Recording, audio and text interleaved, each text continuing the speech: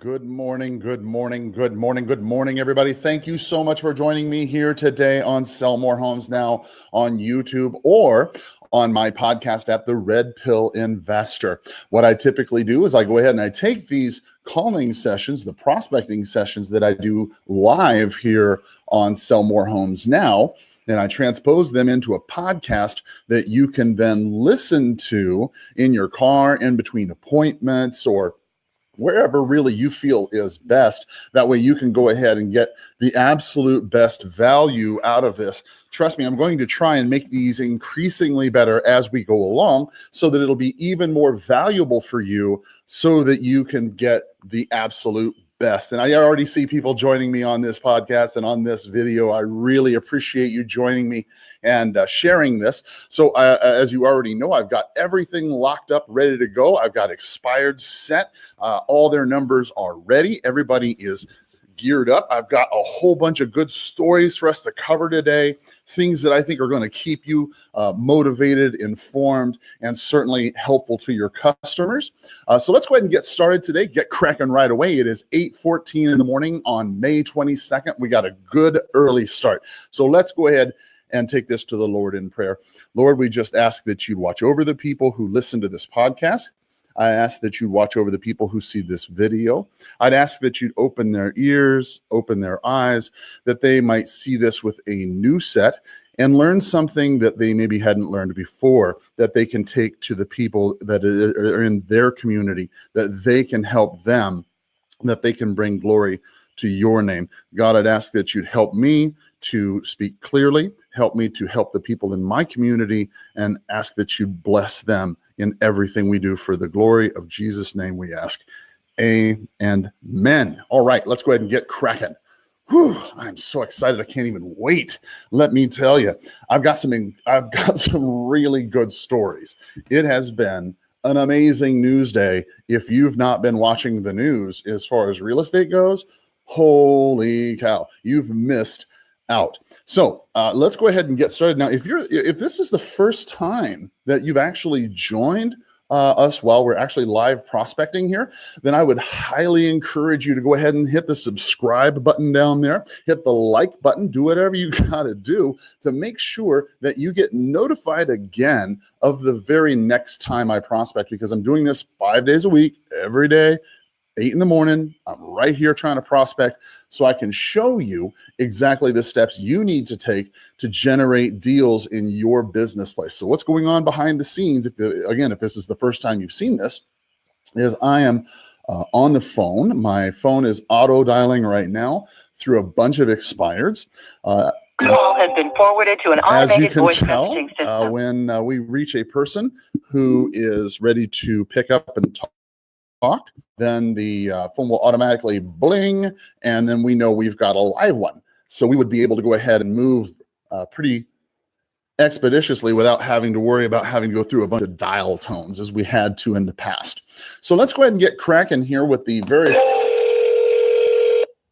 Hang on a minute. I think this is going to go to voicemail, but let's double check.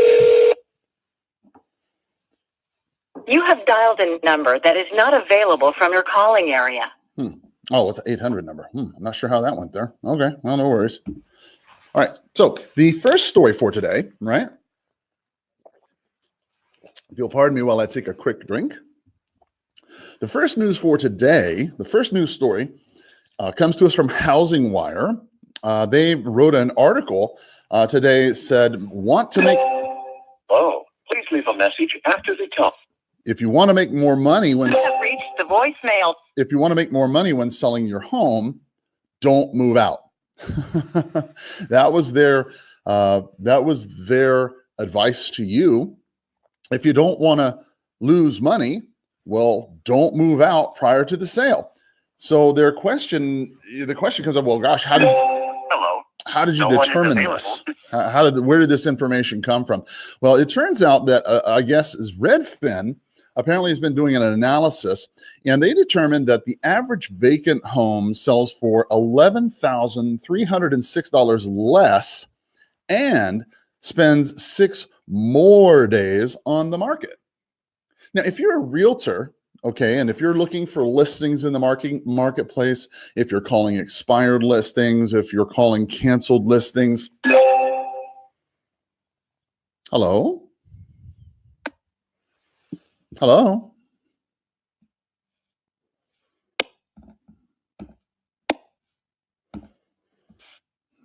Okay. All right, good deal.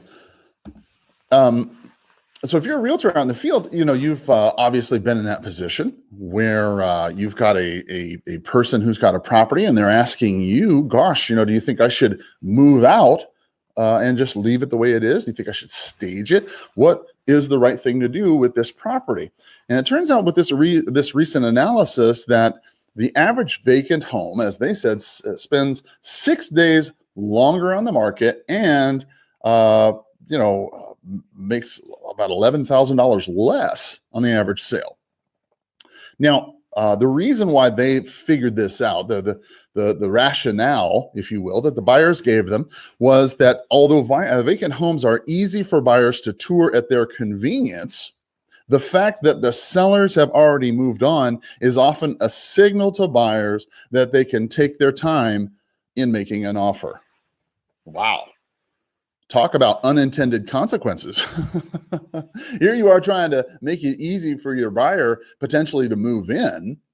You think to yourself, well, gosh, I'm going to remove all of the personal items from my home. I mean, when a realtor comes in and tells you to list your property, they're telling you to go ahead and list it. Take your personal property, take your personal mementos, depersonalize the property, make it a certain way.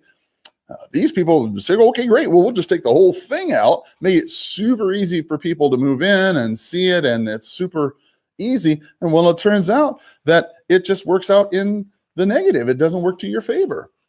It costs you $11,000 more and takes you longer to sell.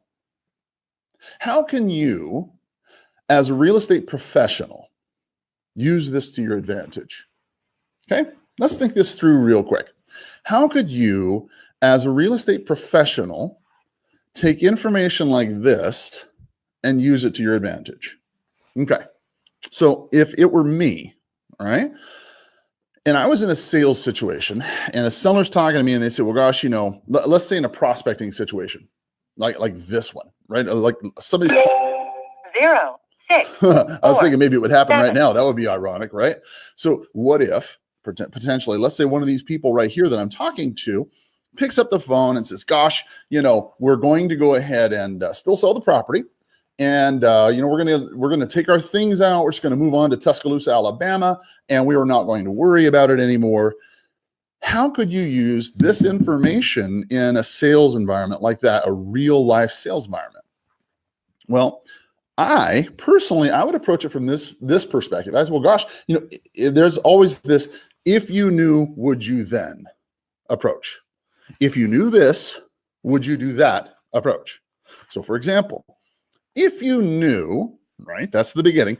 If you knew that by moving your home, taking all the things out, making it vacant, if you did all that, it could actually cost you a small fortune, would you still do it? Right?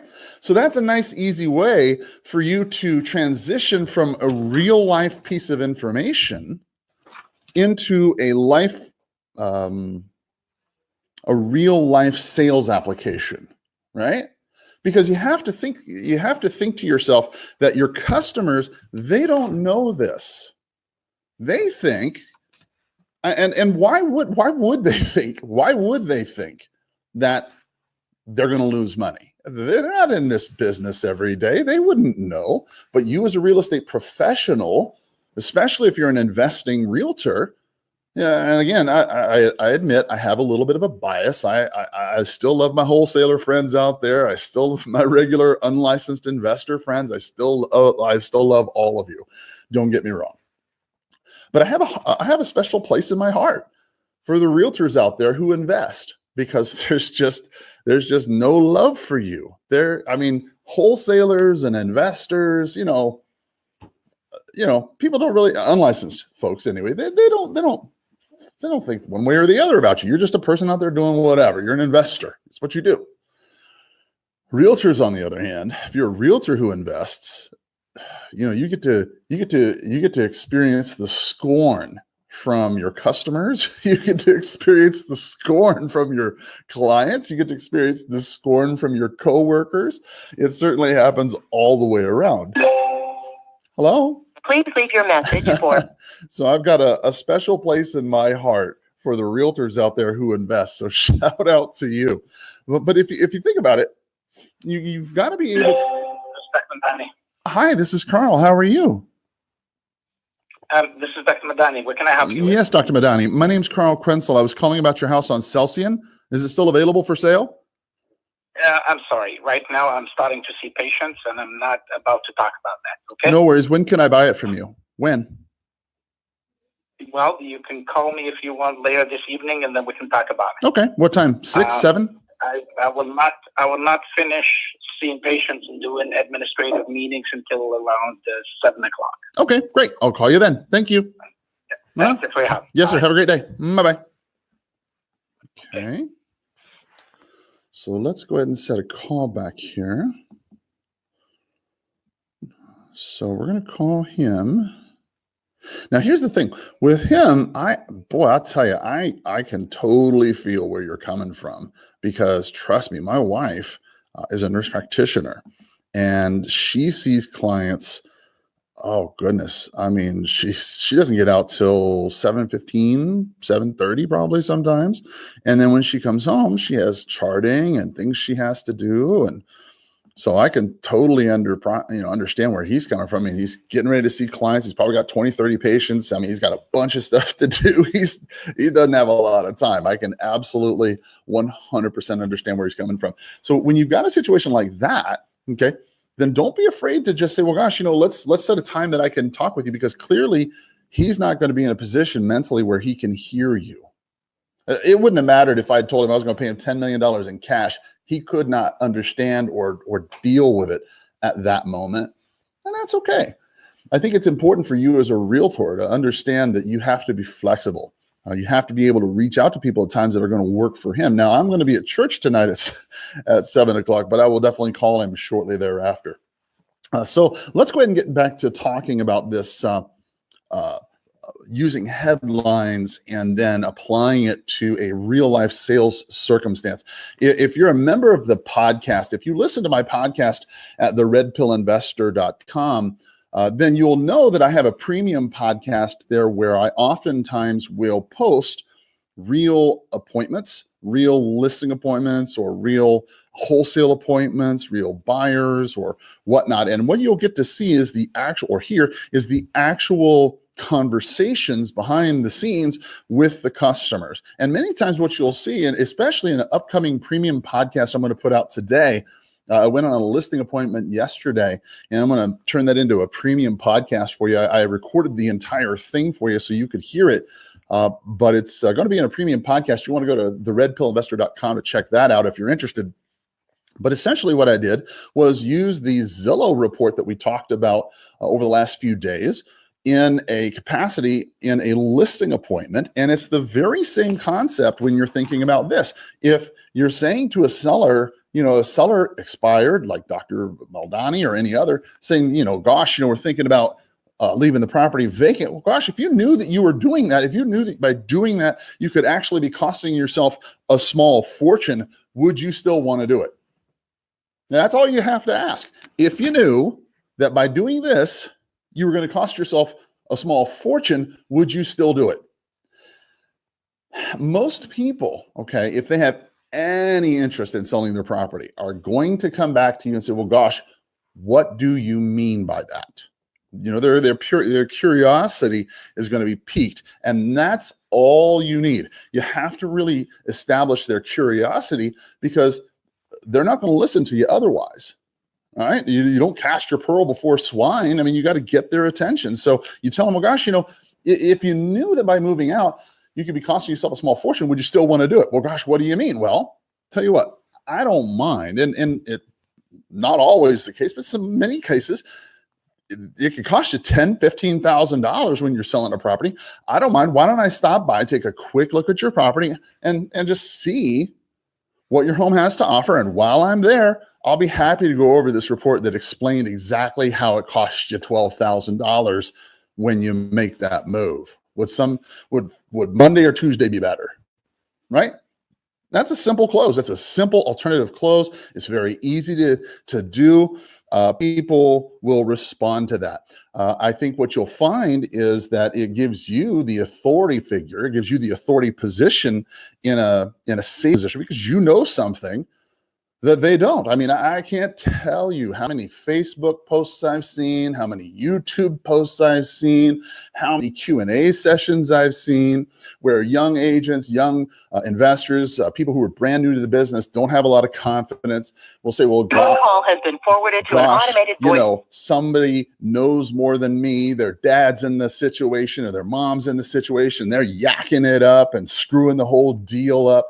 And how do I know? How can I get in a position where I'm not getting? Here's how you do it. You get to know things that people don't know. And you do that by listening to this podcast right here or watching this video and sharing it with your friends. All right. The other thing they said before we move on in the next article, it said that they discovered that the vacant homes come with the biggest discount in relatively affordable inland areas. And the price differential is smaller in expensive West Coast markets. Okay. So again, 30,000 foot view, right?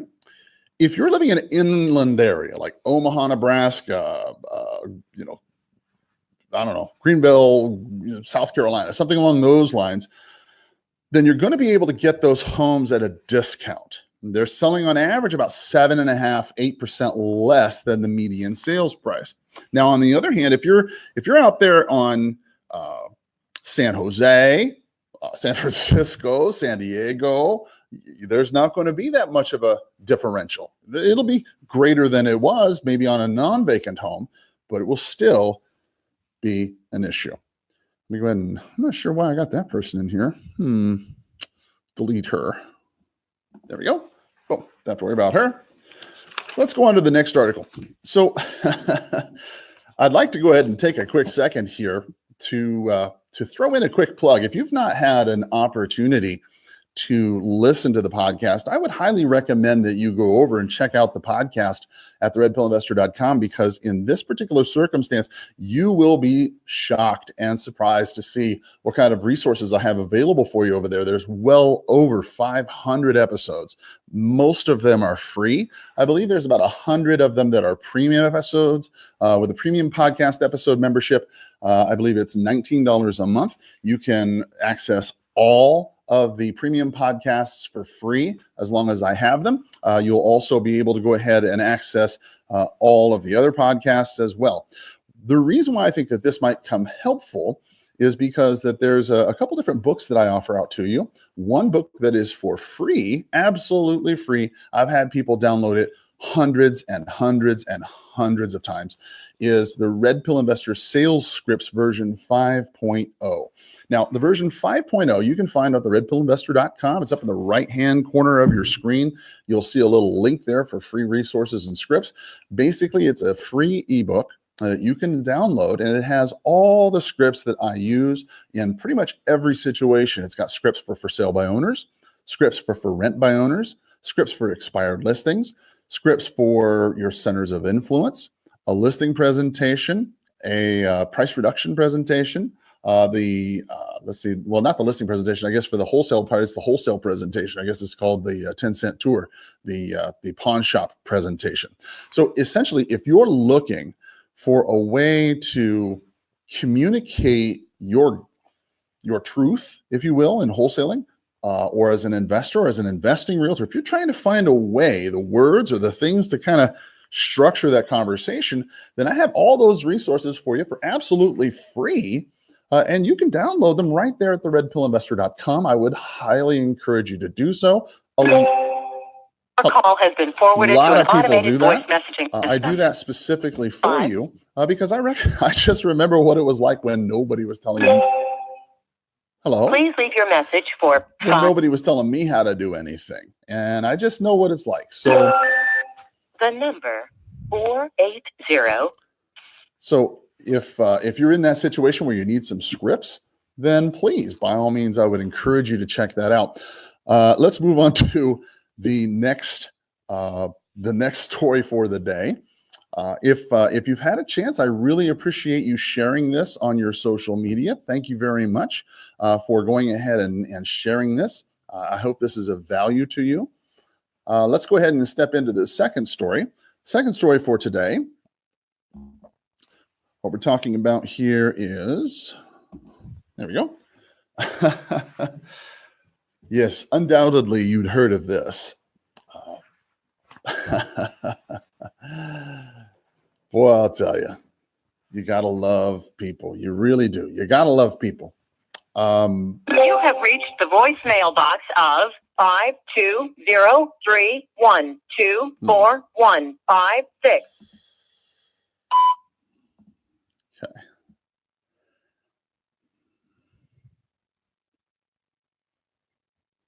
To send your message, press 1 at any time.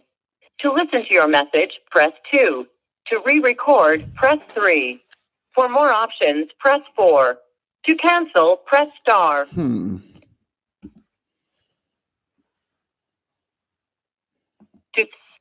right, let's just move on from that one there. I'm trying to get a hold of that fella for a while, and I've just not been able to reach him. Tried calling him morning, afternoon, night. It's just not working out very well. Maybe we'll catch him here. All right. So in this particular, you undoubtedly, if you've heard the paper, read the papers, or Twitter, or any of these other folks, you've heard about Greg? Hello. Oh, hi, Greg. This is Carl Krenzel. Yeah. Hi, Greg. This is Carl. I've been trying to catch up with you and playing phone tag with you the last couple of days. My name's Carl. Who are you? Yeah, I'm sorry. My name is Carl Krenzel. You're Greg, right? Greg Shuda? What do you want? Yeah, no problem. Why are you calling me? Yeah, no problem. Well, you have a property over there. Well, at least you used to. You used to have a property. All right, hang up. I don't want to discuss anything with you. If you're a realtor, I do not want to talk with you. I'm not a realtor. I want to actually. I'm not. Don't call me again. Hey, you want some money? You want money on that house on Kilmer? Don't call me again. You don't call me again. All right, Greg. I love you. Have a great day. Don't fucking call me again, you fucking scam artist scumbag. I love you. Do not call me again. I love you, Greg. Yeah, fuck you. I love you, Greg, and so does you. Jeez. Go to hell. All right, well, I'll see you there. Love you. Greg? Oh, boy. We always have fun times. Well, at least I got a hold of the fella anyway. All right. I think we'll just put him down as a not interested. All right. Not interested. All right.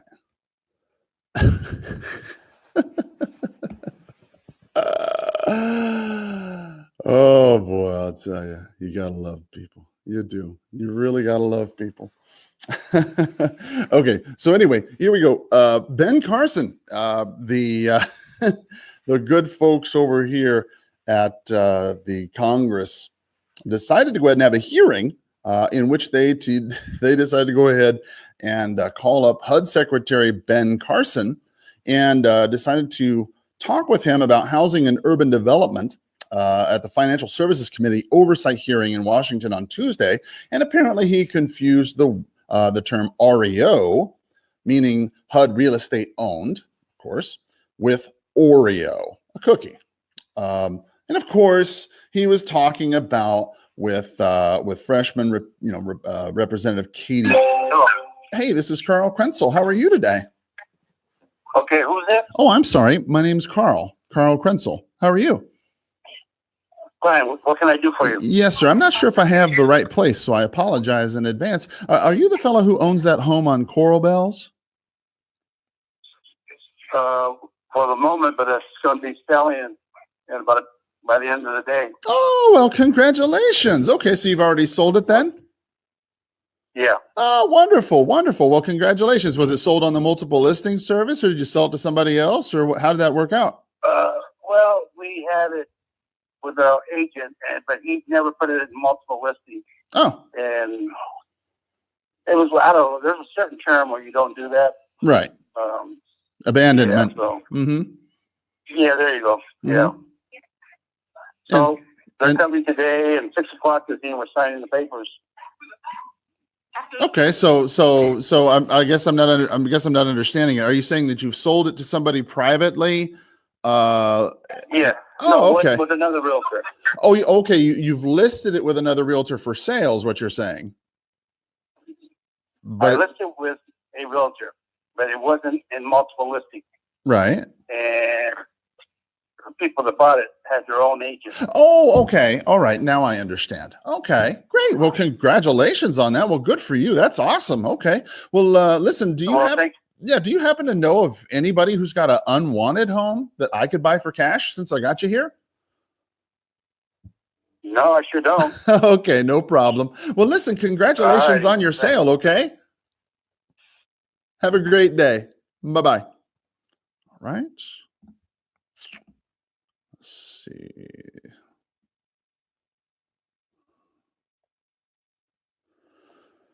All right, so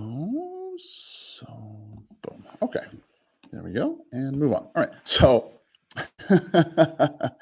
yeah, Katie Porter, a Democrat from California, asked him about REO property, and he apparently either misheard her or did not understand her, or just flat out wasn't aware of the term REO property.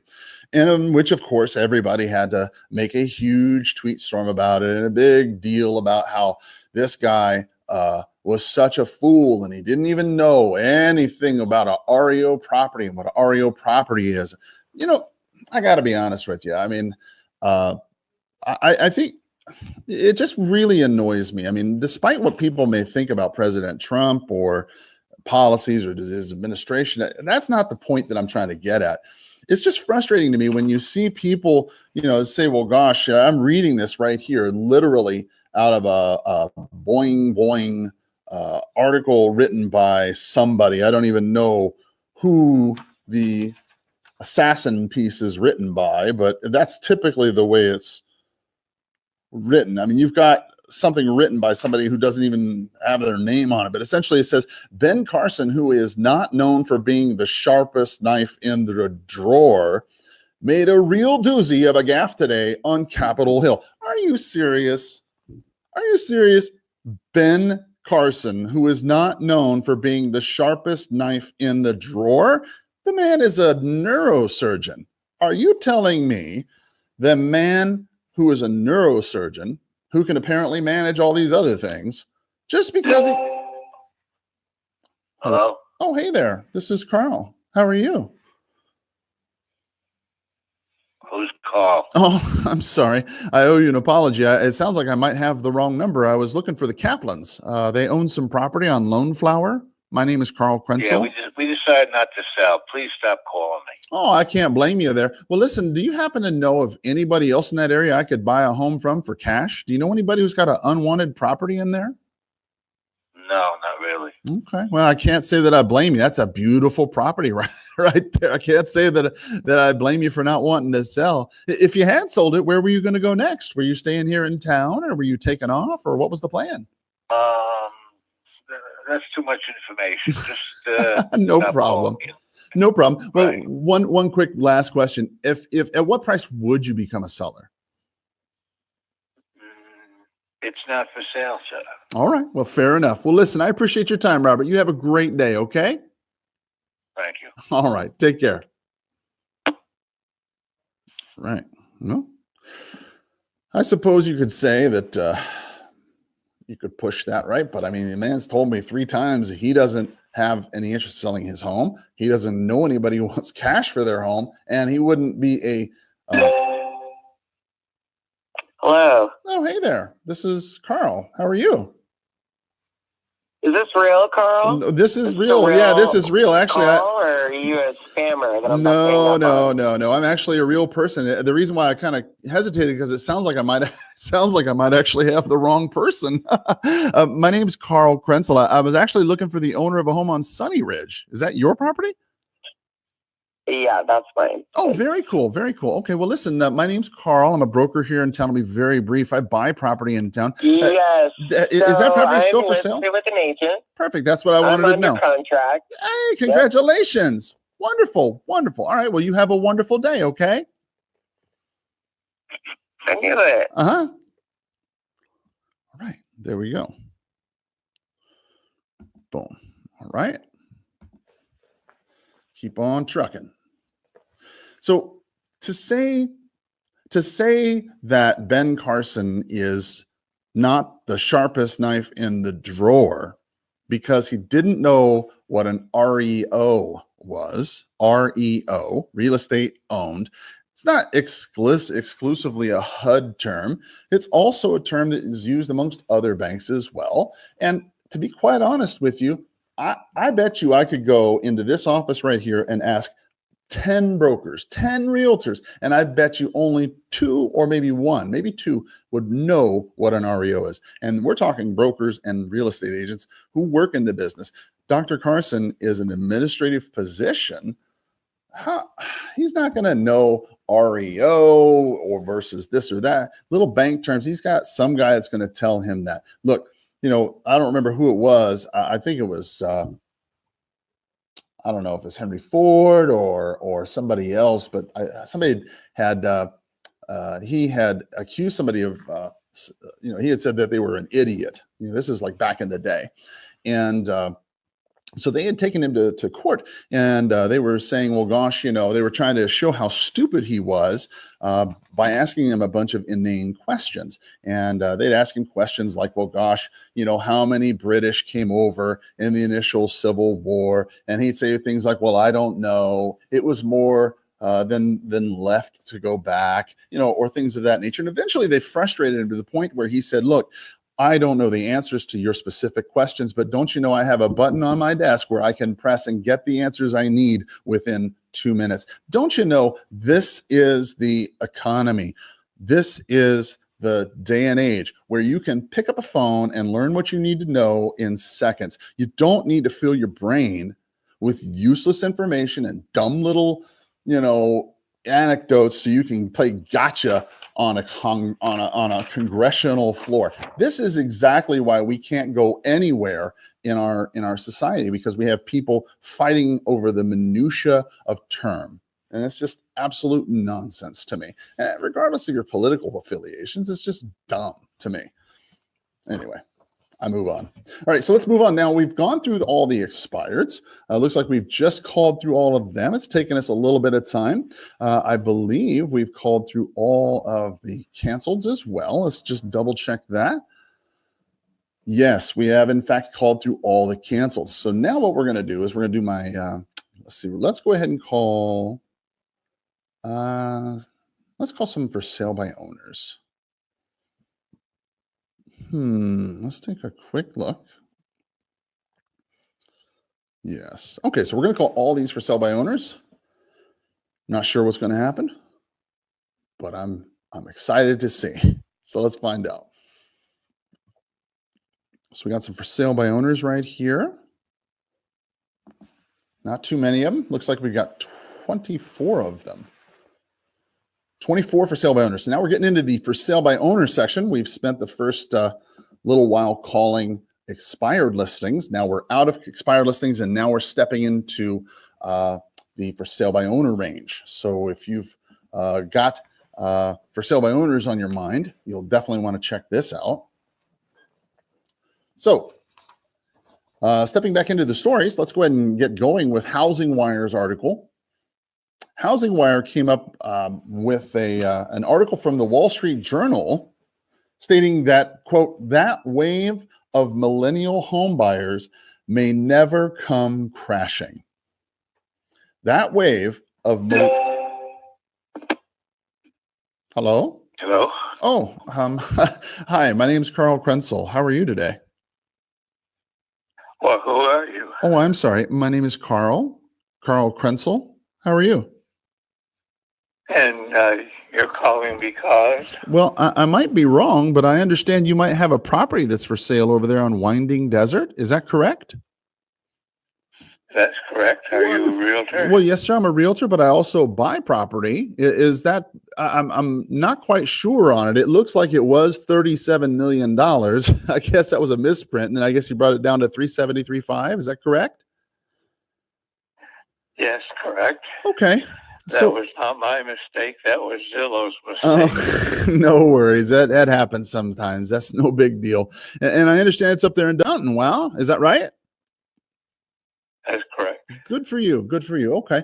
Well, I'm curious. When you sell this property, where are you going next? Are you staying here in town, or are you taking off? What's the plan? Okay.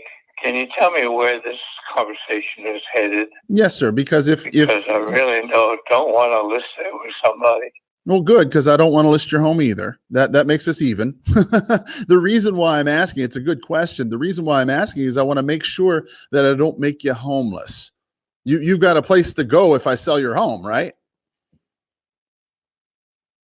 Now, you just said if you sold my home. Yeah, if I brought a buyer by your home who wanted to buy it, I wanted to make sure that you have a place to go. That's why I was asking. But you're not a realtor. No, I mentioned I am a realtor, a broker who buys homes. That's what I said. Mm-hmm. Oh, okay. Yeah. So I guess my question is, and I'm not trying to get too personal or anything. Don't get me wrong. I was just making sure that you had a. Trying to find out what we're really talking about here. No problem. What would you like? Well, I was just making sure, first of all, that you have a place to go if I sold your house, if I brought a person by, and it sounds like you have a place to go after this. Is that right? No, I don't. Okay. All right. How much time do you think you'd need to move if someone was to come along and make an offer? I have no idea. Okay. All right. Well, that's fair. I appreciate that. No problem. So hypothetically, if one of my buyers, let's just say, wanted to buy your property and it didn't cost you anything, you didn't have to pay any commissions or anything like that, and if they could come to a price and a terms that you would agree with, how much time would you want them to put down as far as a closing date? Have you even given that any thought at all? Well, I know it's kind of a lot of questions all first thing in the morning, and I apologize. Well, it's really strange. Mm-hmm. Well, it just saves me the trouble of driving out to your house, knocking on your door. That's all. Thought I'd call you first.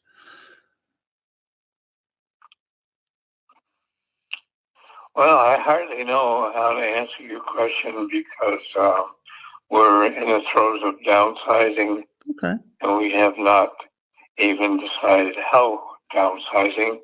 And the problem is you really don't sound like you have a ready buyer.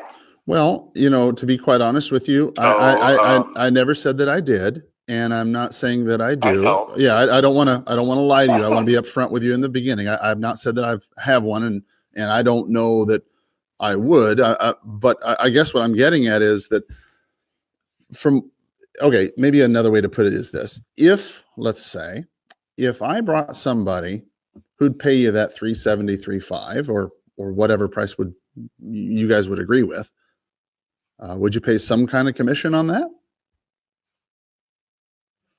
Well, I think that if you're a broker, you bring someone and we make a deal, mm-hmm. I would say 2.5%. Okay, great. Perfect. All right. Well, I'll tell you what. Why don't we do this? Let's make it simple. Why don't I just swing by at a time that's convenient for you and your wife, and I'll introduce myself. I'll take a quick look at your property, and I'll get out of your hair. How about that? Have you got some time? You can come and preview the property. Just give me some lead time. Oh, great. What does your afternoon look like today? Have you got some time today, or will tomorrow be better, you think? I have another broker coming at 12. Okay. Well, then why don't I swing by? I don't imagine they're going to be there for too long. I mean, they're not going to be there an hour, are they? You never know. I doubt it. Well, I'll tell you what. Why don't I do this? Why don't I show up at 1, and that'll kind of make sure they leave. How about that? And then I'll get out of your hair. How about that? Will that help? Why don't you make it 2? 2 it is. Why don't you make it at 2 o'clock? 2 o'clock it is. That's fair. All right. And my name was Carl, by the way. I'm sorry. I never did catch your name. Chuck. Chuck, pleasure to meet you, Chuck. All right. Well, listen, I appreciate the laugh, and you certainly brought a smile to my face today, Chuck. I appreciate your humor on this. I will look forward to seeing you at your property at 5428 and today at 2:00. Okay. Thank you very much. All right, sir. You have a great day. Take care. Bye-bye.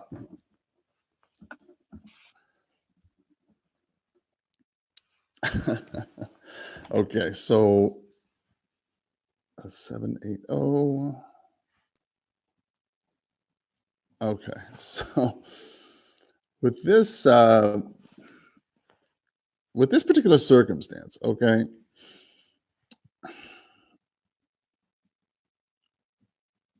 he's a nice guy. The problem is, it sounds like, and I might be wrong, but it sounds like that he's a little older, and it sounds like they haven't really thought this through. And where he is a nice area, but he doesn't have a lot of time left because it's one of those areas that is a 55 and older type community, and people who are moving into that area typically they're gone. Really. Hello. Oh, good morning. This is Carl Krenzel. How are you today? Hello. Yes. Can you hear me okay? Oh, yes. Oh, there we go. Sorry about that. It was my fault. I probably didn't have my mouth close enough to the microphone. I apologize. No, that's all right. My name's Carl Krenzel. How can I help you? Yes, ma'am. No worries. My name's Carl Krenzel. I'm a broker here in town who buys properties. I noticed you had your property on Scorpius Place for sale a while back. Is that still for sale, or did you end up selling that already? Yeah, I'm selling it, and it's been in the market less than a month. It's 3 weeks. Oh, okay. Yes. Well, do you see it on Zillow or on the MLS? On Zillow, yes, ma'am. Is it on the multiple listing service? Yes, it is. Oh, okay. It is. Great. I paid a fee. I paid the flat fee to appear on the MLS. Okay, great. Well, then I will go ahead and I will look it up right now and see what it has to offer. Okay. Perfect. Thank you so Awesome. much. Yes, ma'am. Thank you. Okay. Have a great day. Bye-bye. Take care. Bye-bye. You too. Mm-hmm. So one of the things that's helpful, I think, to do when you're talking to for sale by owners, especially, she just came out with it right away. Yeah. You can check it out on the multiple listing service. Where'd you see it or whatever? You could ask them, but she. Hello? Hey there, this is Carl Krenzel. How are you today? I'm okay. I think I have the wrong number. I'm help looking. you? Yeah, I think I got the wrong number. I'm looking for Frank. Is Frank around? No, you got the wrong number. Oh gosh, I'm so sorry, brother. You have a great day. Okay. Okay. Take care. Bye-bye. Yeah.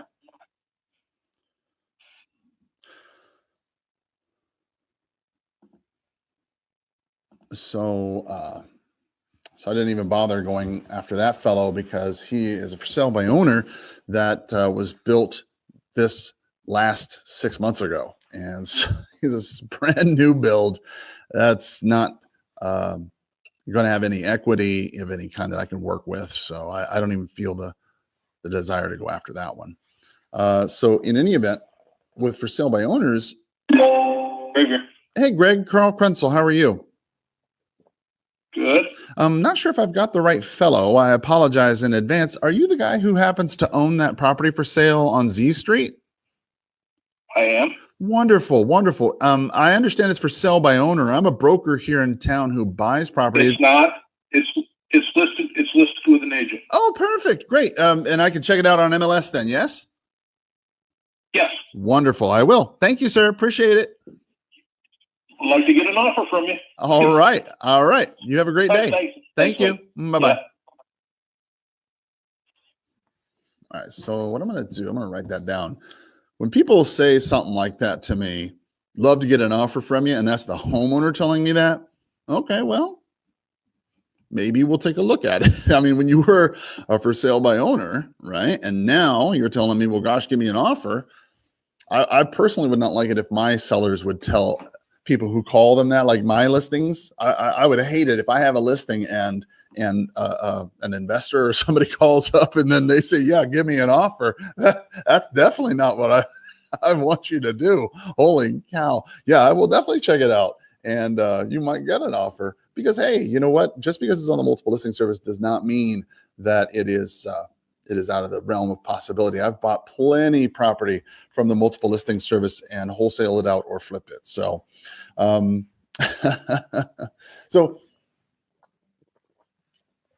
now let's get back to the Wall Street Journal, saying that the wave of millennial home buyers may never.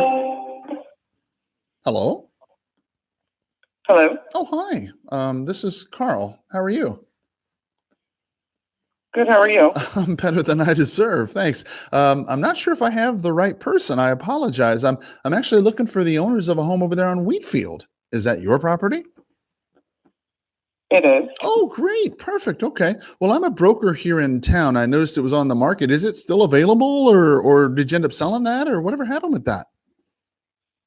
It is. We have sale pending. Hey, congratulations. Well, good for you. Good deal. Okay. Do you happen to know of anybody else who's got an unwanted property that I could buy for cash?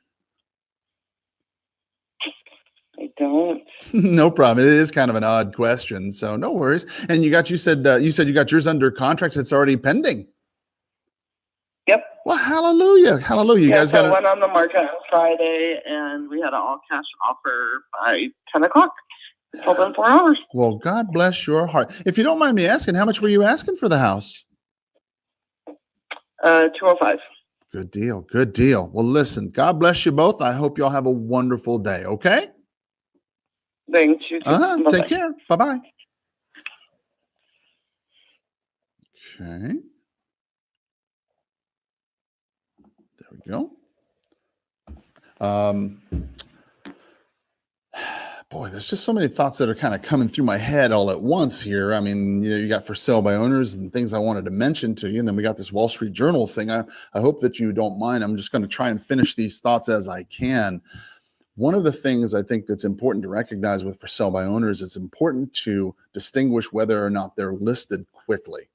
Many people will go ahead and put their properties on the market, and what they'll do is they will use one of those discount brokerages, pay them $400 or $500 or whatever the amount is and get it on the multiple listing service, which is all fine and good, unless, of course, your multiple listing service is like mine and requires that you have an exclusive right to sell.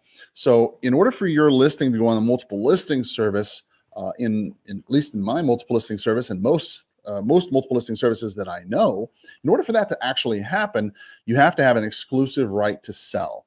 Without the exclusive right to sell, it does not go in the multiple listing service. So what ends up happening then, discount brokerages will get that under an exclusive right to sell for $500 or whatever it is, put it in the multiple listing service, and then you as a agent or a broker, a full service broker trying to help them, you can't help them in a listing capacity because they've already been listed, essentially.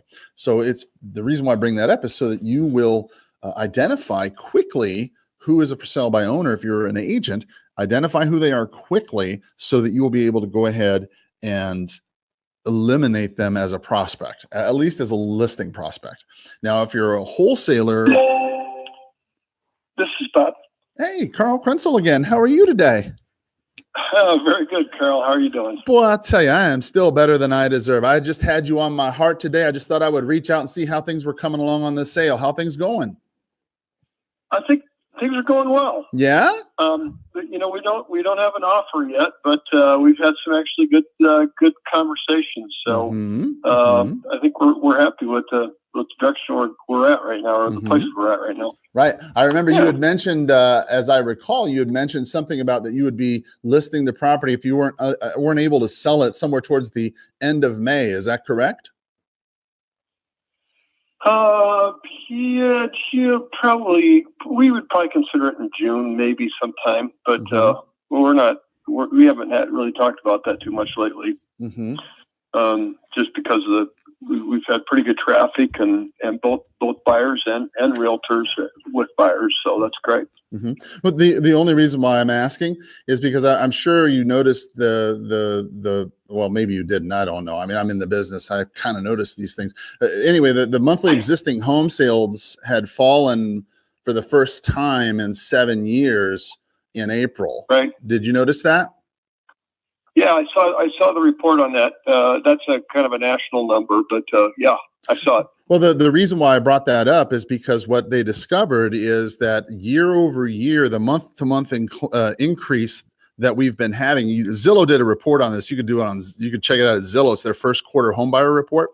But basically, what it says is this: that out of the 35 metropolitan areas that they market to and study, 34 of them were either stable or had decreased. 2 of them were stable, and 32 of them, I believe, had decreased in value, and only 1 had gone up in value out of the 35 metropolitan areas that they market. And one of them was Phoenix. And the reason why I bring this up to you is because that for the last 7 years, month over month over month over month, we've had increase over increase over increase, but it has slowed down for the first time in the last 6 months and has finally actually reversed for the first time last quarter.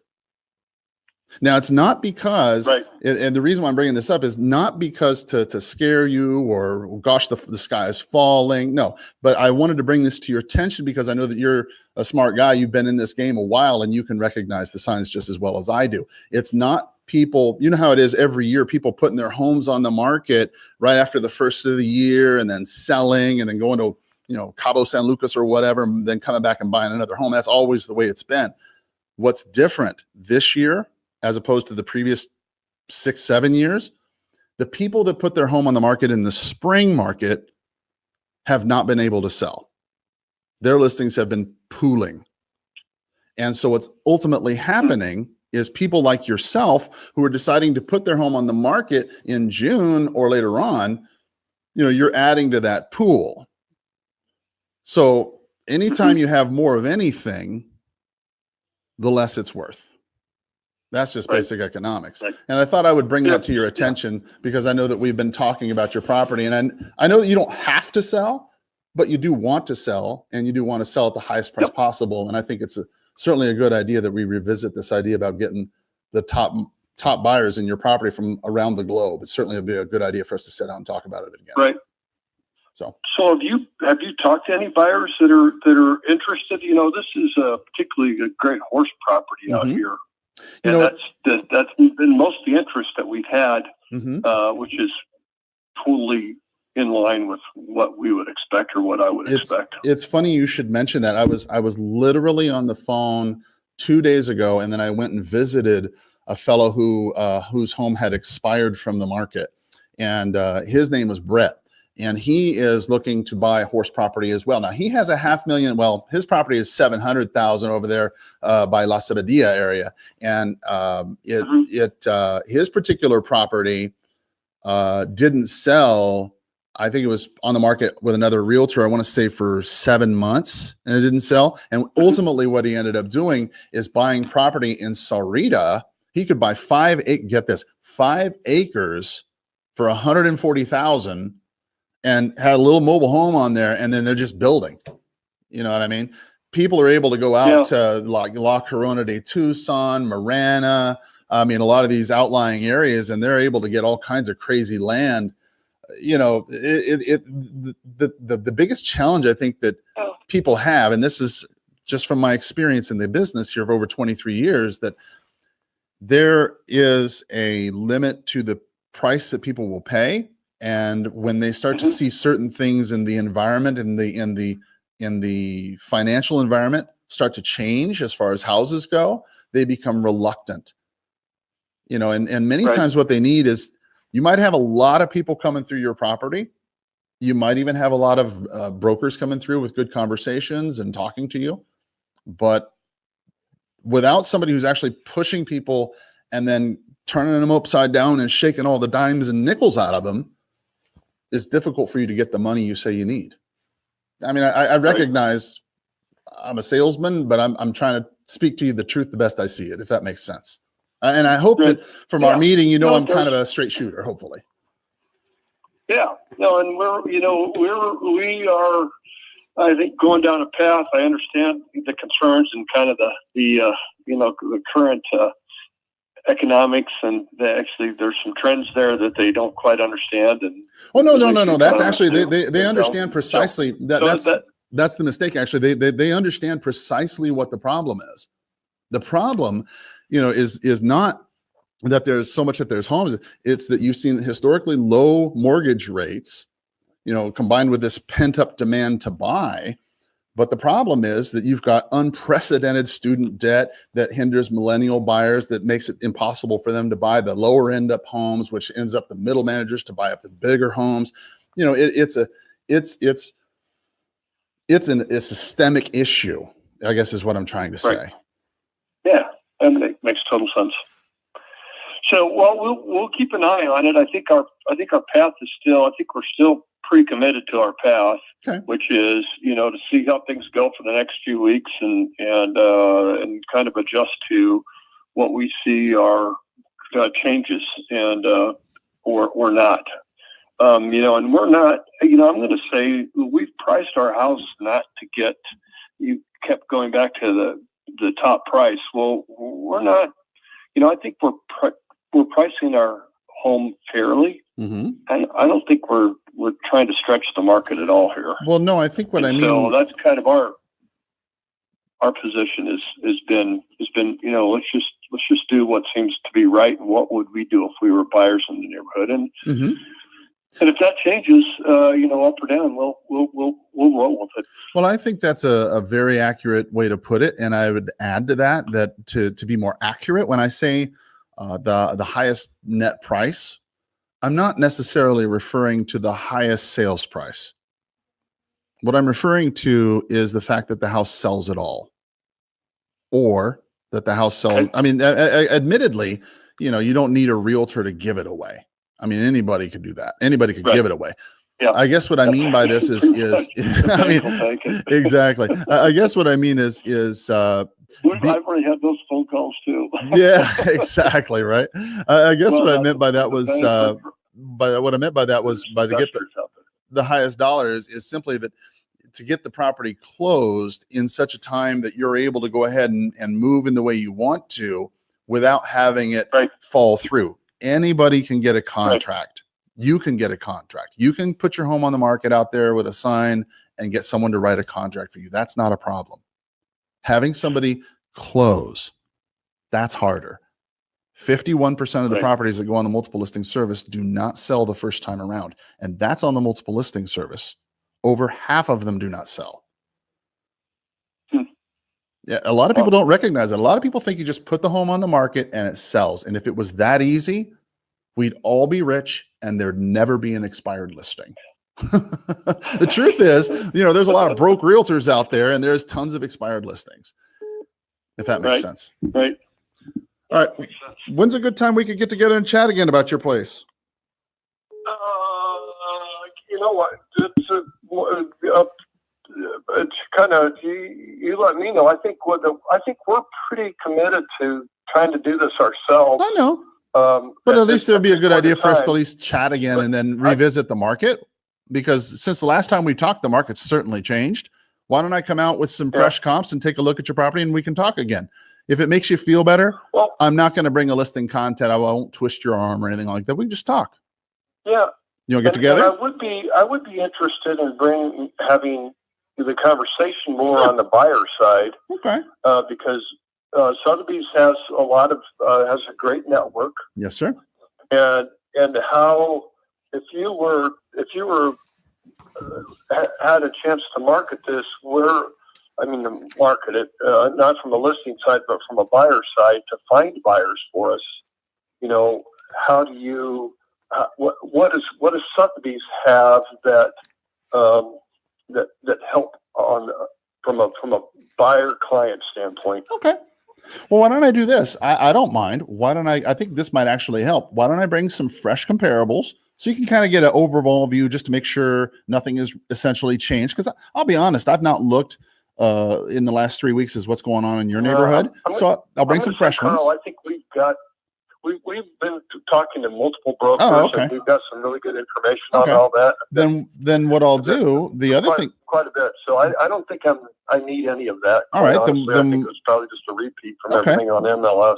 All right, no problem. Then what I can bring is the other thing I can bring is the schedule of all the places we market and how we actually get the buyers, and maybe even some metrics to kind of put them in perspective, if that helps. And that way you can have even more to chew on. Would something like that help? Yeah. And then I would say obviously there's a commission for the buy side on this. Mm-hmm. And are you now? So we're not on MLS, but we are on Zillow, and MLS may be something that we decide to do in the next few weeks, but that's going to be just as a contract MLS sort of thing too, because people offer that. Right. Yeah. One of the $500 places or whatever. Yeah. Yeah. Okay. No worries. That's not. We have no commitment there yet. Yeah. No. It's okay. I've been around. That's kind of the next logical step. Yeah. No. I've been around 20 years. I know. Right now, this house is for sale. Right. You do. Mm-hmm. And that you get potentially a 3% commission if you find a buyer for it. Right. Which is probably more than it's a considerable amount of money. Just to list the house. It's a considerable amount. Mm-hmm. So that means you've got a competitive advantage a little bit in the marketplace. And this is kind of the same conversation I've had with our other folks that we've talked to. I said, well, it's for sale. Are you going to try to find a buyer for it? Because you've got you can help us because you've got that network. And there's money in that for you. Mm-hmm. So how are you going to help us on that side? Okay. I can be happy to cover that. How about Thursday afternoon, like 3:00, or would like 4 or 5 be better? You think? What kind of time frame are we thinking? It's a crazy week. I know, right? I think we could. Yeah. Let's see. That Thursday's tomorrow, right? Yeah. Yes, sir. Or would like Friday, like 11? I've got. I think Friday. Right now, I'm trying to think what our schedule is. My wife's schedule. She's not here because the afternoon. Can't look at her and afternoon Friday, I'm here at the office. We have a lot of walk-in clients that come in here to Sotheby's, and I'm here answering those clients when they come in on Friday afternoon. So I could meet with you Thursday, or I could meet with you Saturday. On Sunday, I have church, and then I have $1 million home I'm holding open, and then I have church again. So Sunday's all out. But then I could meet Monday. Yeah. Which would work better for you? Let's go for Monday, because actually what usually happens is what's been happening, and it's kind of starting to warm up this week, because usually the weekends are real busy here. Okay, now just as a quick reminder, Memorial Day is Monday. I'm cool with that if you are. But some people, they have cookouts and stuff. I'm cool with that. We're here. Okay, I wasn't sure. I wanted to make sure you weren't going to be out of a cookout or something. All right. Well, what time would work for you? No, we're here. No worries. Actually, in holidays, now that I'm retired, I like to stay home on the holidays because there's too much traffic out there. Amen. I hear you there. I don't know. Would 11 o'clock be good? Noon? Or do you prefer something later? What works? Yeah, let's say. Let me think about this. Monday in the afternoon would be better, not Monday morning. Okay. 2 o'clock? 4? 2 o'clock. 2 o'clock. 2 o'clock it is. Let's say 2 o'clock Monday. Okay, great. Well, then what I'll do is I'll just come on out. And as I said, I'll just say hi. I'll show you some of the things that we do and answer the questions that, that come up between now, here and there. I mean, if you have any other questions, by all means, write them down. And, we'll just chat about it. It'll be super non-threatening. And I'll tell you, if it's okay with you, now be honest with me. All right. You're not going to list your home with me. I don't need to bring a listing presentation or anything like that. No, we're not going to. Okay. So then it's cool if I just come over in my regular clothes. No, Carl, I can't. Tie, or if you're going to be all right if I come over in my regular clothes. Well, good. We're good. This is a very casual home. You know that. Okay, good. Well, I just hate to think it's Memorial Day. I'm wearing a suit. So, all right, good. Well, then I'll just swing by at 2 o'clock on Monday, and we'll just take a quick look. I'll go over that stuff with you, and then we'll just say hi and enjoy Memorial Day together. Okay. Perfect. Thank you, Carl. All right, guy. You have a great day. Okay. I will. Thanks for taking my call. And say hey to your wife for me. Okay, well. All right. Bye-bye.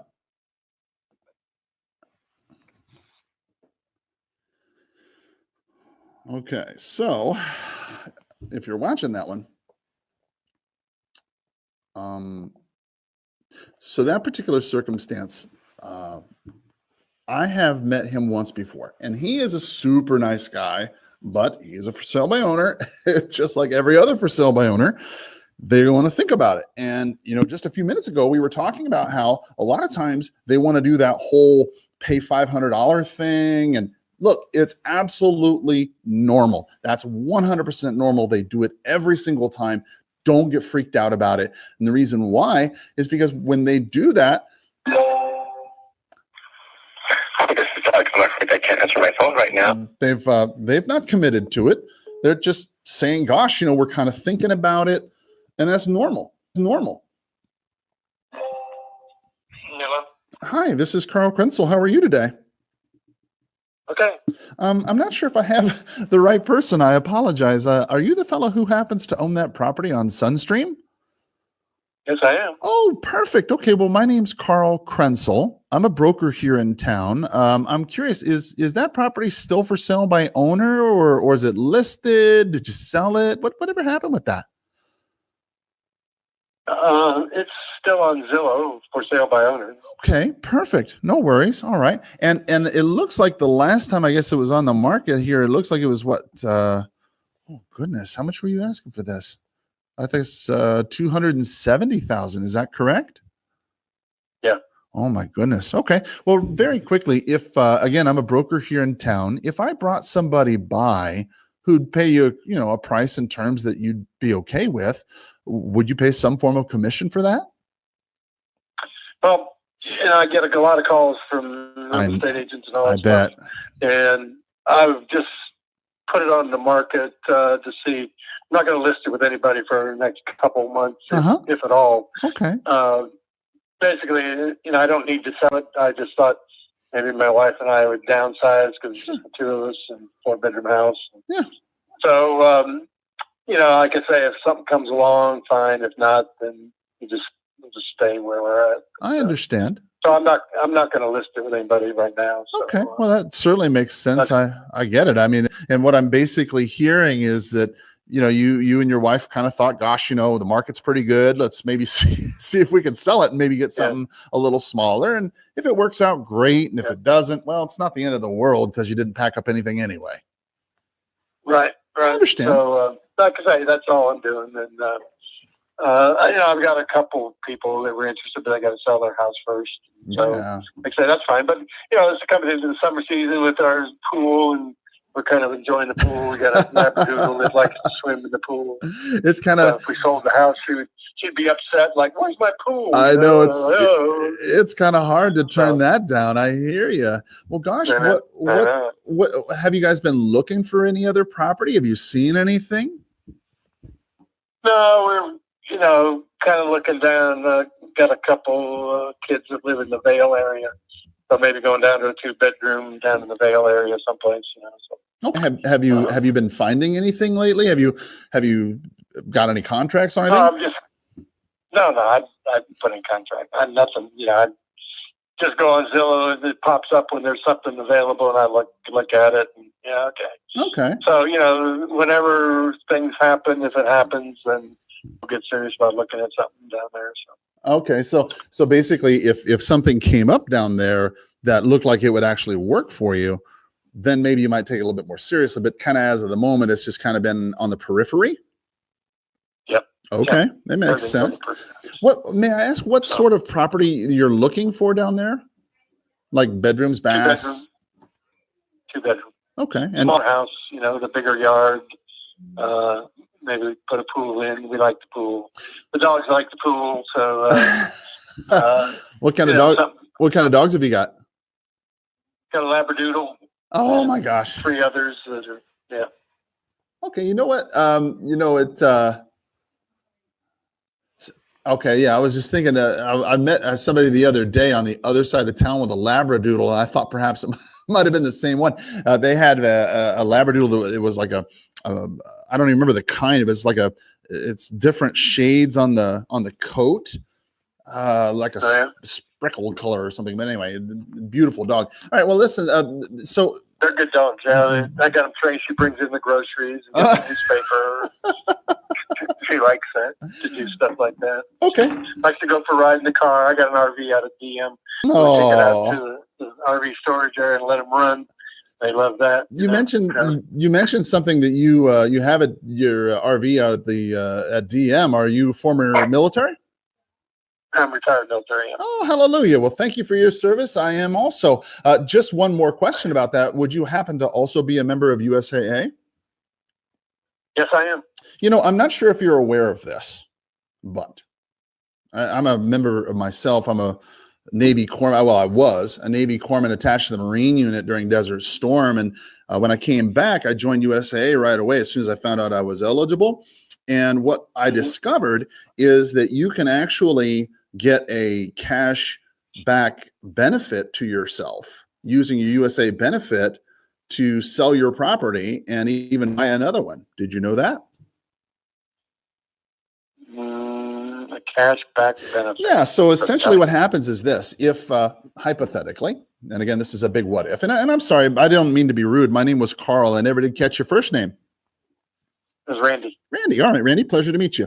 Well, Randy, the USAA, and you can check this with your USAA benefit people, or I can have someone from there call you. But basically the way it works is simply this, that if you decide to sell your property with a USAA certified agent like myself, then you get a portion of my commission back at the sale of your property. So when your property closes, I don't know, I think it's like, I don't know, 4 to 6 weeks later, something like that. You'll either get do you have your account also at USAA or like your savings and stuff too, or is it just your insurances? Oh, no, everything's there. Okay, yeah. So most people are, right? So what they'll do is they'll just shoot you the cash back from the commission right into your account at USAA. They'll just wire that bad boy right in there. And then if you turn around and buy another house, okay, then the same thing goes. So, you know, it's a really good benefit if you're in USAA. And a lot of people, and I don't know if this is your situation, many people it is, but, you know, every dollar counts, especially when you're trying to buy another property. And if you're trying to buy another property, well, you definitely need the money, right? You need the money when you're buying, you need the money when you're selling, and USAA can help you on both, and they want to. And that's why I'm asking. You know, I'll tell you what. That's good. Yeah, I'll tell you what. Why don't we do this? I don't mind. Why don't I swing by, take a quick look at your property? It sounds like what I'm hearing you say is that you're not opposed to working with a realtor. It's just a situation where things kind of, the stars have to kind of align and you got to get everything in motion for it to work. Is that what I'm hearing? Well, I'm not ready for a realtor to swing by because that kind of commits me to that realtor. So, well, I'm not ready yet. Well, so. let me be clear, Randy. I'm not wanting your listing. As a matter of fact, I don't want your listing. If it makes you feel better, it's on Zillow, so you can see can see the house on Zillow. So. Well, the reason why the reason why I was ready for people to come in and look at it right now. No problem. Well, the reason why I was just even suggesting it is because it sounds to me like if somebody came to me like right now and said, "Gosh, you know, I'm looking to buy something in that area and I've got some time to wait to close. You know, I can wait in a couple months while they find a house or whatever. And I got the 275 or 80 or whatever it is to pay you for the place." It sounds like you'd want me to bring them by. Am I correct? No. I'm not ready to talk to realtors yet. Not ready to, I'm looking for that guy that comes over from California, just sold his house, got $270,000 cash, and we can do a quick sale. And, But, give me a call in, another couple months. I'll see if anything's changed. Okay. No worries. Randy, very briefly, what if you knew that by waiting 2 months to do that? I know that, for your interest, you're not particularly interested in selling your home, you said, but what if you knew by waiting for 2 months, you'd actually lose $20,000, $30,000 worth of value? If you knew that that was going to happen, would you still want to wait? Yeah, because then I wouldn't sell. So Okay. doesn't matter.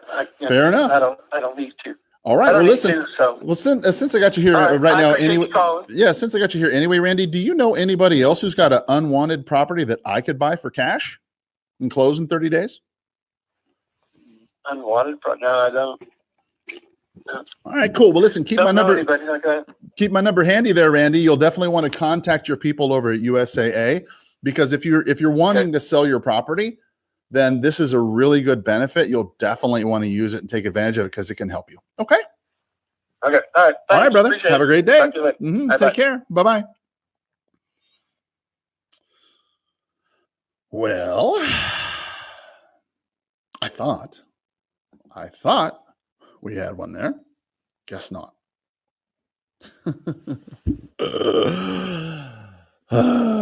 Boy. Okay. So, Hi, this is what you roll. For the moment, I can't answer the phone, but if you leave a message, I will return your call. okay.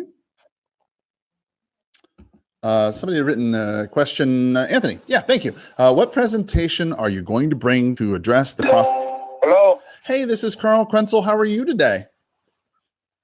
Who's this? I'm sorry. My name is Carl Krenzel. How are you today? Okay. Well, where are you from? Yes, sir. My name's Carl Krenzel. I'm a broker here in town who buys properties. I'm over here at Sotheby's International. I'm calling about a property you had on Beecher's Fall Way. Is that still available? I have it listed with an agent already. Oh, perfect. No wonder. I can find it. I can find it on MLS then. You can. Outstanding. Thank you. I'll look it up. Okay. Bye-bye. Have a great day. Okay. Boom. All right. Keep on trucking. So the question is from Anthony. Yeah, exactly. He's not motivated at all. So Anthony wrote, what presentation are you going to bring to address this prospect's concern? He doesn't want to list. However, he wants to bring a buyer. Yes. Hi, this is Carl Krenzel. How are you today? Who's calling? I'm sorry. My name is Carl Krenzel. How are you? And why are you calling? Well, as I understand it, I might be wrong, and I frequently am, but as I understand it, you have a property for sale over there on Candleberry Way. Am I right? Yes, and if you're a buyer, I'm interested. If you're a realtor, I'm not. I am a buyer, and I also am a realtor who is a broker. So that puts us at a bit of a strange quandary. Are you still wanting to talk to me? Not if you're going through a realtor. Well, that doesn't really make much sense. I'm buying the property, but I'm also employed as a broker. So it puts me in a it's a joke, dude. Relax. Well, so no problem. My name's Carl. You're still looking to sell, right? So are you in Tucson? Yes, sir. Okay. Yes, sir, I am. So the property is $237,000. Is that correct? That's correct. Okay, good deal.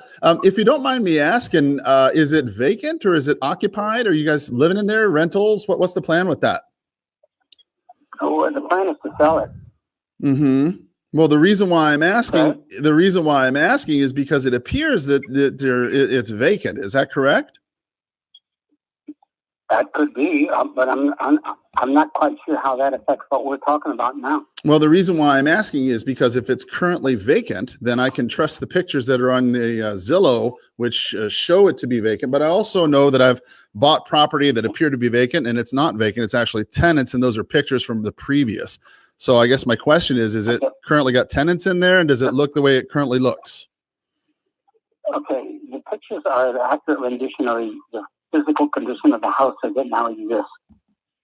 Okay. All right, good. So it's currently vacant. All right, good deal. So the kitchen I'm looking at, it looks like it has just sort of regular Corian counters and just regular type appliances. The flooring to be, I guess, it's just a sort of an inlaid sort of thing. Did you guys do any other kind of upgrades to this property?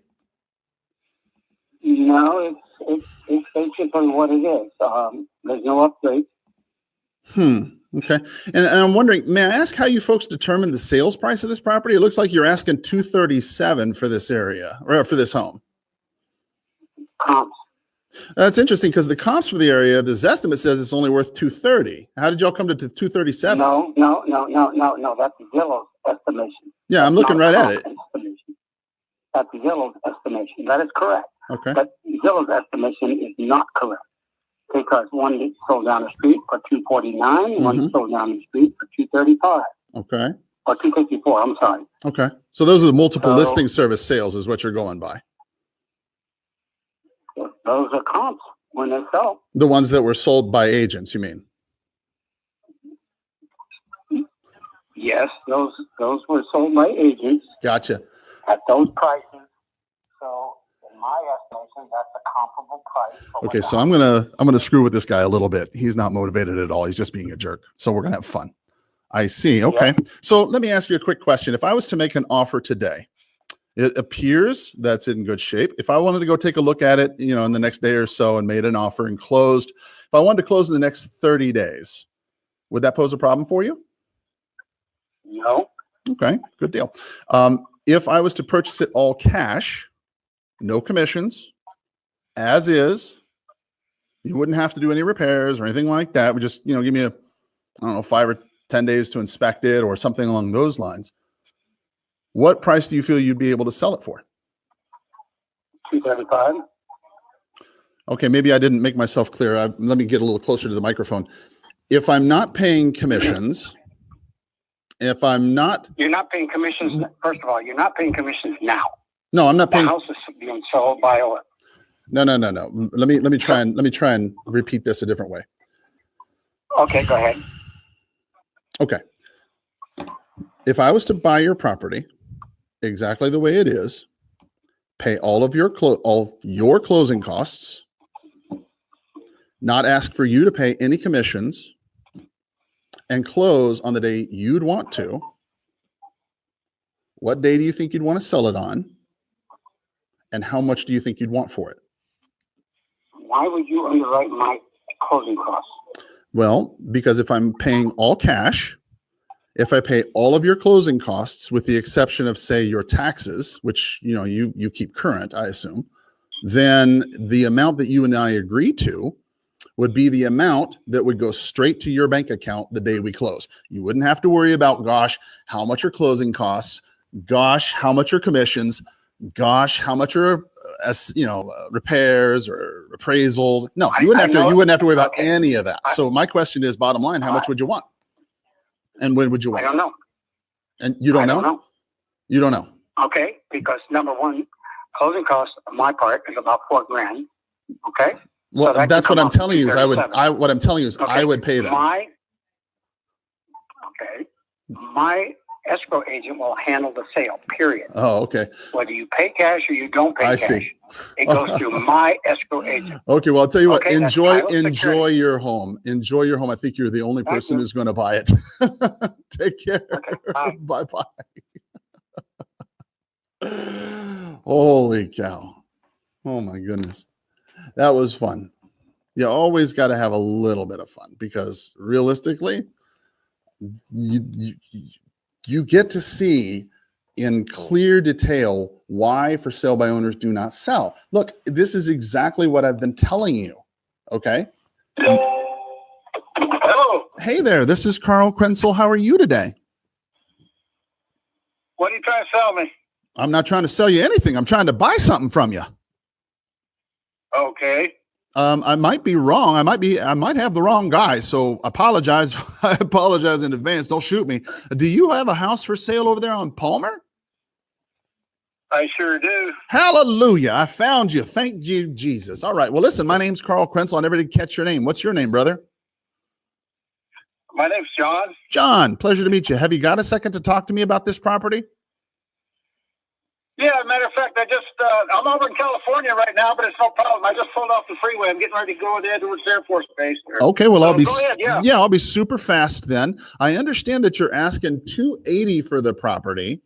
Is that still correct? Yeah, I can negotiate a little bit. It needs work. I'm going to be very honest with you. It's an older home. I've only been in there for 3 years. I was getting ready to go ahead and redo the kitchen and the bathrooms and stuff. And I started thinking, well, this is ridiculous. I'm moving, and nobody has the same taste. Amen. So the house is all the comps in that particular area are going for anywhere from 290 to 315, 320, somewhere around there. A lot of those don't have pools in them. I have the pool in mine, but the kitchen is functional. Everything works in there. It just needs, a new refrigerator, appliances, and stuff like that. The bathrooms they need to be fixed up. They haven't been fixed probably in 15 to 20 years. Like I say, I've only been in this house for 3 years, but I put a brand new air conditioner on there back in 2017 in May, 2 years ago. I put sunscreens in the back by the pool because it faces the west side to where the sun drops down. Right. So, it really helps keep that part of the house cooler in the summer. And I put a brand new pool motor on there back in 17 also. Like I say, it's just, and I live there with my son, and he's getting ready to move out. He's 43 years old, and he wants to get on his own. And I do not need that much space for one person. 4 bedrooms. It's a big home. It's 1,900 square feet. Amen. And it's a very big, comfortable home. But like I said, I'm being honest with you about the kitchen, Well, I appreciate that because I appreciate that because I'm the kind of guy who will actually buy those types of properties. I'm a broker here in town, but I also buy them. Oh, I see. Yeah, so it works out really well. If it needs work, that's great. When's a good time I can take a look at it? Well, like I said, I'm in California right now. I'm on my way back to Arizona, but I won't be there till Friday. Okay. So, if you want to get a hold of me, I should be in later in the afternoon, but if you'd like to come by or something Saturday or possibly Monday. Well, let's see. Yeah, Monday's the holiday, so I'm going to be working. It's kind of good for you. I'm going to be working on Monday anyway. I can. Monday? Yeah, I've got an appointment out there on the east side at 2:00 on Monday. I can swing by your place central around around noon, or would 4 be better? What are you thinking? Yeah. Well, Monday, if you're on that side of town, noon's fine. Okay. Like I said, I've got nothing else to do. So, okay, Carl, nice talking to you, buddy. All right. Well, we'll have a hot dog together. You have a great day. Hey, let me ask you. You said that you finally got a hold of me. Have you been trying to reach me or something? Well, I wasn't entirely sure if I had the right number. I was kind of calling through a different place, and I wasn't sure. So I wasn't always sure if I had the right number. All right, good. My number's got that 928 number, and what that is I used to live in Bullhead City, and that's the area code over there. So that's why I kept my phone. So I understand. Okay. You know what I'm saying? All right, and you said this. Okay. You said that, and I'm sorry, your name was what again? John. All right, John. Well, I look forward to seeing you at noon on Monday. Okay. Okay, buddy. Take care. Have a Yes, good sir. weekend. You too. Drive safe out there. Those people are crazy. Oh yeah. I just come through the Patchby Mountains. I don't know if you're familiar with that, but it's all rainy up there and stuff. But I'm down in the desert here now, so All right. Well, you drive safe and God bless. All right. All right. All right. Take care. Have a great one. Yes, sir. Bye bye. Right, thanks for the call. Yeah. Yes, sir. Bye bye.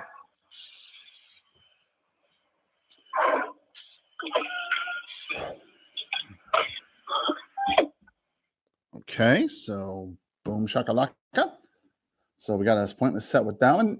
So I apologize. I've been very, very bad here. And with Anthony, he's been waiting forever.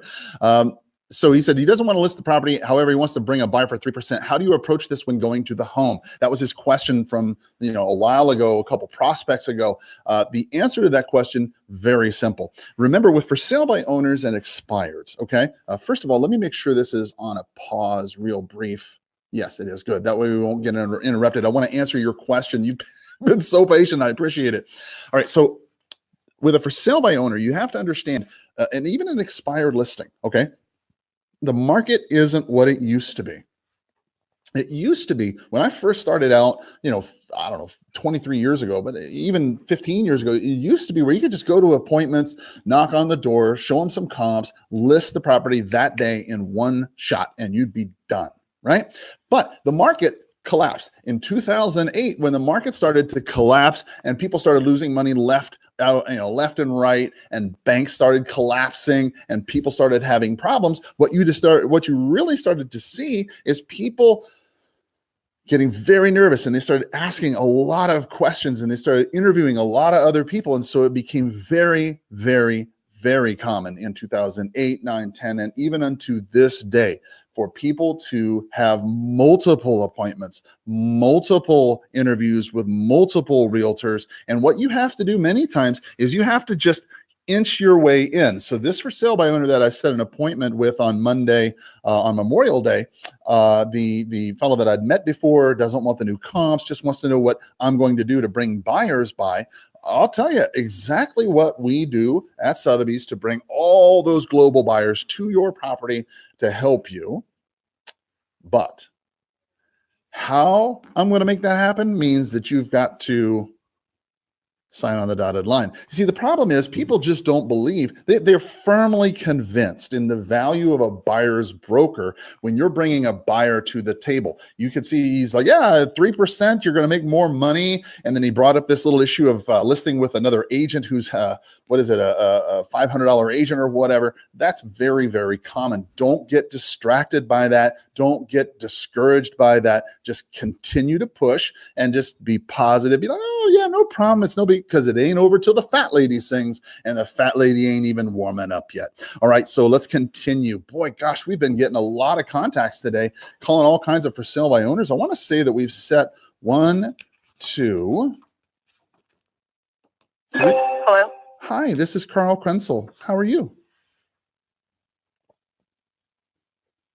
Good. I'm not sure. I think I was calling about a property over there on Chinaberry Way. Is that your property? Uh-huh. Yeah, I'm not 100% certain, so I apologize in advance. My name's Carl Krenzel from Sotheby's International. It seems to me like I met you and your property just the other day. Did I not? Have I seen your property just recently? It's been a couple weeks at least. Oh, okay. Is your property now contingent? It is. Congratulations. Oh, well, it's pending. Congratulations. Good for you. Thanks. Outstanding. Since I got you here anyway, do you happen to know of anybody else who's got an unwanted property that I could buy for cash? I don't. All right. Awesome. Well, listen, congratulations. Really and you have a don't. wonderful day. Okay. All right. Thank you. You too. Bye-bye. Bye-bye.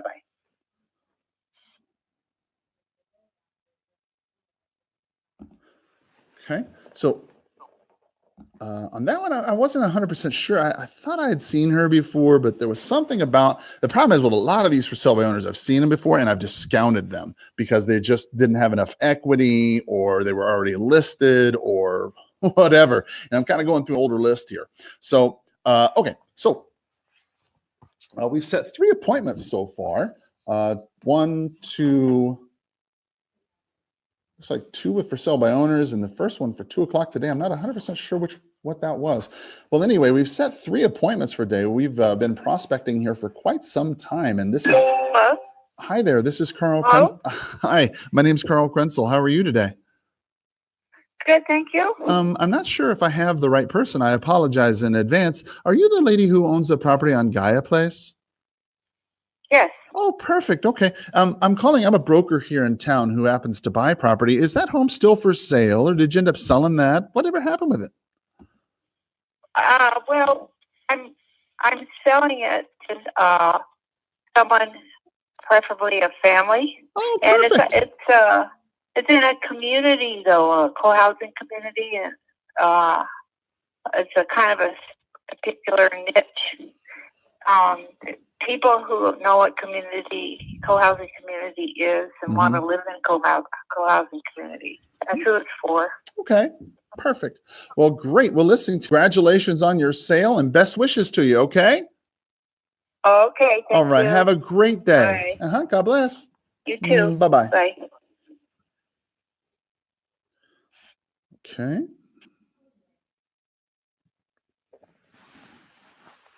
All right. So,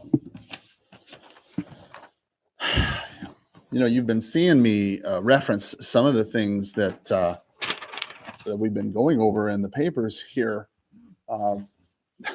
We've been trying to talk about the monthly existing home sales going down 0.4%. Hello? Hello. Oh, hi. My name's Carl. How are you today? What can I help you with? Well, I'm not sure if I've got the right person, so I think I owe you an apology in advance. I was actually looking for the owner of a home that was for sale by owner on Wentworth. Is that your property? It is not a home, and it's vacant property. Oh, gosh. See, I was totally misinformed. All right. Well, listen, I appreciate your time anyway. Since I got you here, do you know anybody who's got an unwanted home that I could buy for cash? No, I don't. Okay, cool. Well, listen, brother, I appreciate you, and I hope you have a great day, okay? Thank you.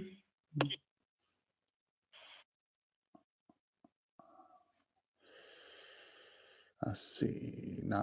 There we go. Boom. Okay.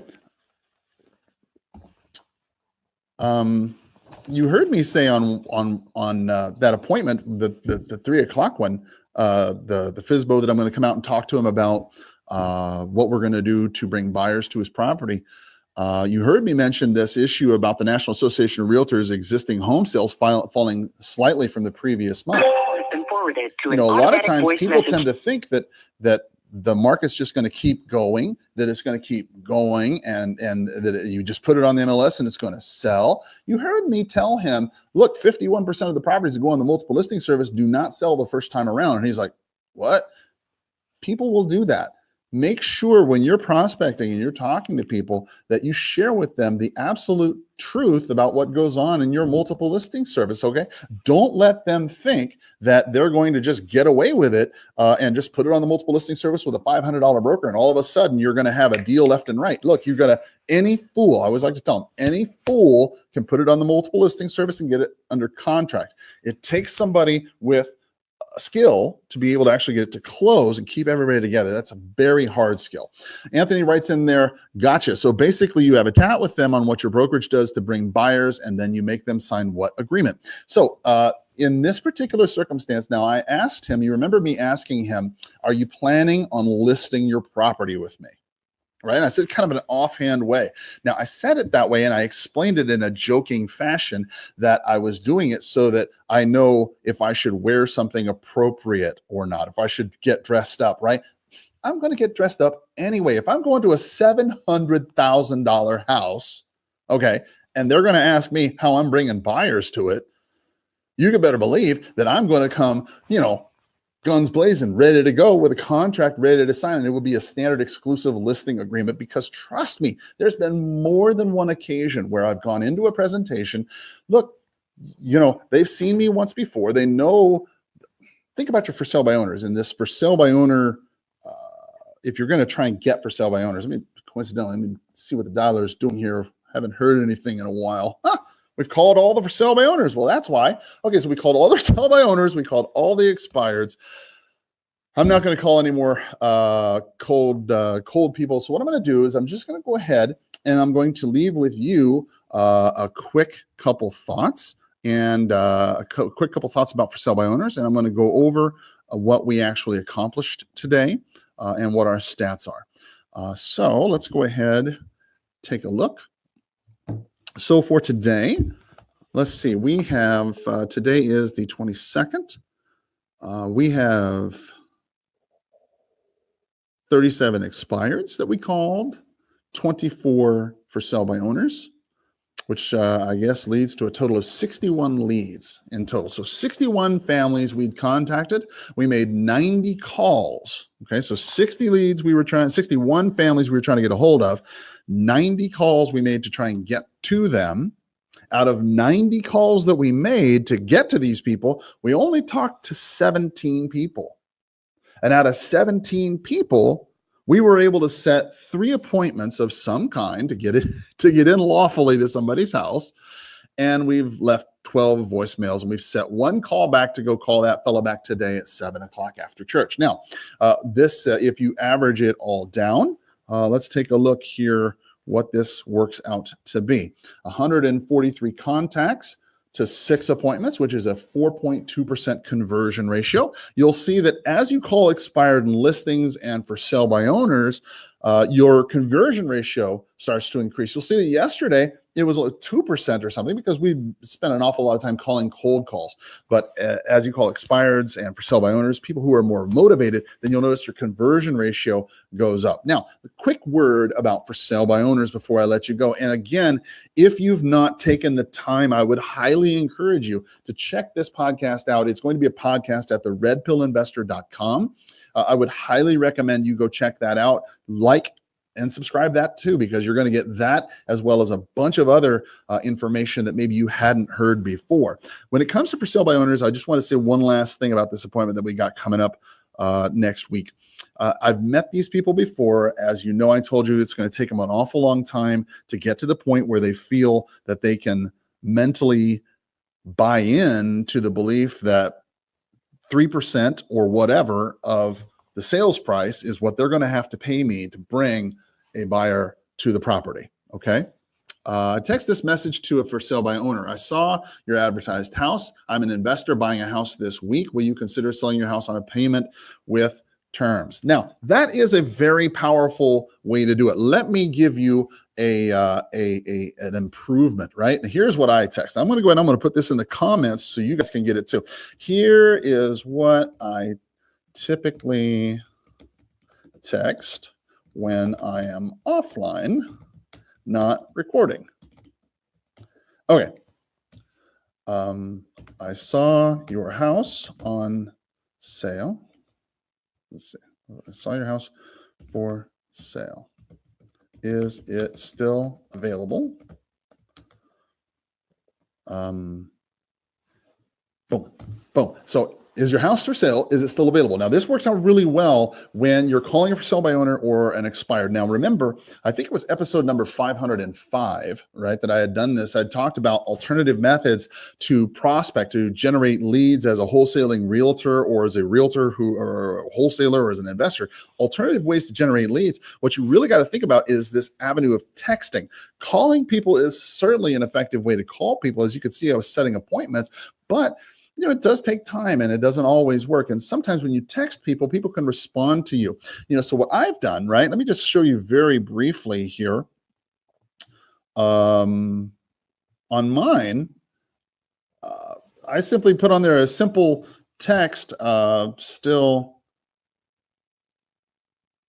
So you can go ahead and boom, you can go ahead and create these automatic messages where you just simply press two or three letters, STS, still want to sell, something like that. And automatically a text just prints out. So you can just do it in 2 or 3 seconds. He says, I also text my message to for rent by owner because they may be a reluctant landlord. That is 100% true and very accurate. Thank you for your point, Ultimate Bargains. That is a big shout out to you on that one. You'll notice on the Red Pill Investor sales scripts, we have a sales scripts for rent by owners. And that is a very important thing to do. If you're going to text them or call them, certainly a big idea to do both. You want to contact those people because remember, they're not always going to be in a position where they're wanting to be a landlord. There are people where many times they tried to sell their property a year ago. It did not work out. And for whatever, Jesus, I'm sorry. I didn't mean to knock over the microphone, me and my wild hands. If you think about it, people did not intend to become a landlord. It's just what happened. They rented their property out.